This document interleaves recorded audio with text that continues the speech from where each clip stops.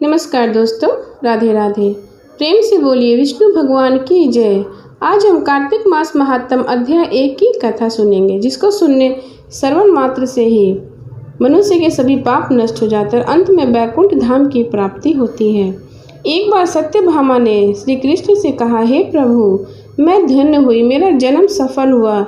मुझ जैसी सुंदरी के जन्मदाता भी धन्य है, जो आपकी 16,000 स्त्रियों के बीच में आपकी परम प्यारी पत्नी बनी। मैंने आपके साथ नारद जी को वह कल्प वृक्ष आदि पुरुष विधि पूर्वक दान में दिया, परंतु वही कल्प वृक्ष मेरे घर लहराया करता है। यह बात मृत्यु लोक में किसी स्त्री को ज्ञात नहीं। हे त्रिलोकीनाथ, मैं आपसे कुछ पूछने की इच्छा रखती हूँ। आप मुझे कृपा कर कार्तिक महात्म की कथा विस्तार पूर्वक सुनाइए, जिनको सुनकर मेरा हित हो और जिनके करने से भविष्य काल में आप मुझसे कभी विमुख न हो। सूत जी आगे बोले, हे सत्यभामा के ऐसे वचन सुनकर श्री कृष्ण ने हंसते हुए सत्यभामा का हाथ पकड़ा और अपने सेवकों को वहीं रोकने के लिए कहकर विलास युक्त अपनी पत्नी को कल्प वृक्ष के नीचे ले गए। फिर हंसकर बोले, हे प्रिय, 16,000 रानियों में से तुम मुझे प्राणों से समान अधिक प्यारी हो। तुम्हारे लिए मैंने इंद्र एवं देवताओं से विरोध किया था। हे कुंती, जो बात तुमने मुझसे पूछी है उसे सुनो। एक दिन मैंने तुम्हारी इच्छा पूर्ति के लिए गरुड़ पर सवार होकर इंद्र लोक जाकर कल्प वृक्ष मांगा। इंद्र द्वारा मना किए जाने पर इंद्र एवं गरुड़ में घोर संग्राम हुआ और गौलोक में भी गरुड़ जी गौओं से युद्ध किया।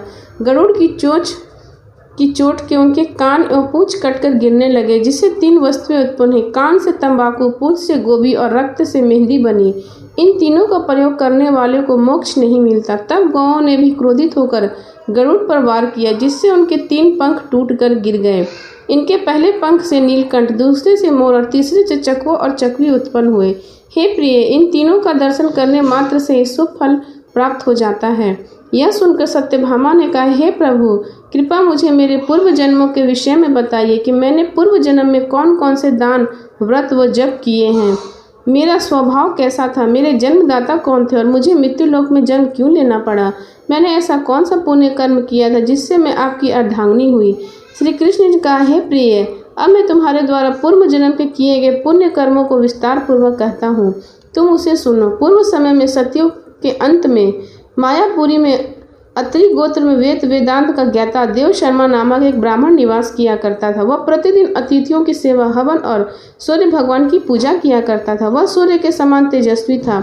वृद्धावस्था में उसे गुणवती नामक कन्या की प्राप्ति हुई। वह पुत्रहीन ब्राह्मण ने अपनी कन्या का विवाह अपने ही चंद्र नामक शिष्य के साथ कर दिया। वह चंद्र को अपने पुत्र के समान मानता था। वह चंद्र भी उसे अपने पिता की भांति सम्मान देता था। एक दिन वो दोनों लकड़ियां लेने जंगल में गए। जब वे हिमालय की तलहटी में भ्रमण कर रहे थे, तब उन्हें एक राक्षस आता हुआ दिखाई दिया। उस राक्षस को देखकर भय के कारण उसके अंग शिथिल हो गए और वे वहां से भागने में भी असमर्थ हो गए। तब उस काल के समान राक्षस ने उन दोनों को मार डाला। चूंकि वह धर्मात्म थे, इसलिए मेरे पार्षद उन्हें मेरे बैकुंठ धाम में वापस ले आए। उन दोनों द्वारा आजीवन सूर्य भगवान की पूजा किए जाने के कारण मैं दोनों पर अति प्रसन्न हुआ। गणेश जी, शिव जी, सूर्य व देवी, इन सबकी पूजा करने वाले मनुष्य को स्वर्ग की प्राप्ति होती है। मैं एक होता हुआ भी काल और कर्मों के भेद से 5 प्रकार का होता हूँ। जब वो दोनों विमान पर आरूढ़ होकर सूर्य के समान तेजस्वी रूपवान चंदन की माला धारण किए हुए मेरे भवन में आए, तो वे 2 दिव्य भागों में बटे और दिव्य भोगों को भोगने लगे। इस तरह से कथा 1 की अध्याय समाप्त हुई। प्रेम से बोले श्री कृष्ण भगवान की जय। अब सुने कार्तिक मास महात्म अध्याय 2 की कथा। भगवान श्री कृष्ण आगे बोले, हे प्रिय, जब गुणमती को राक्षस द्वारा अपने पति एवं पिता के मारे जाने का समाचार मिला, तो वह विलाप करने लगी। हाँ नाथ, हाय मेरे पिता मुझको त्याग कर कहाँ चले गए। मैं अकेली स्त्री तुम्हारे बिना अब क्या करूँ। अब मेरे भोजन, वस्त्र आदि की व्यवस्था कौन करेगा। घर में प्रेम पूर्वक मेरा पालन पोषण कौन करेगा।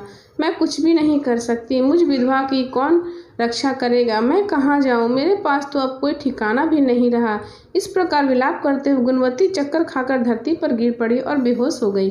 बहुत देर बाद जब उसे होश आया, तो वह पहले की भांति करुण विलाप करते हुए शोक सागर में डूब गए। कुछ समय के पश्चात जब वो संभली, तो उसे ध्यान आया कि पिता और पति की मृत्यु के बाद मुझे उनकी क्रिया करनी चाहिए जिसकी उनकी गति हो सके। इसलिए उसने अपने घर का सारा सामान बेच दिया और उससे प्राप्त धन से उसे अपने पिता और पति का श्राद्ध आदि कर्म किया। तत्पश्चात वह उसी नगर में रहते हुए 8 बार भगवान विष्णु की भक्ति करने लगी। उसने मृत्यु के उपरांत तक नियम पूर्वक सभी एकादशियों का व्रत और कार्तिक महीने में उपवास एवं व्रत किए। हे प्रिय, एकादशी और कार्तिक व्रत मुझे बहुत ही प्रिय है। इनसे मुक्ति, भुक्ति, पुत्र तथा संपत्ति प्राप्त होती है।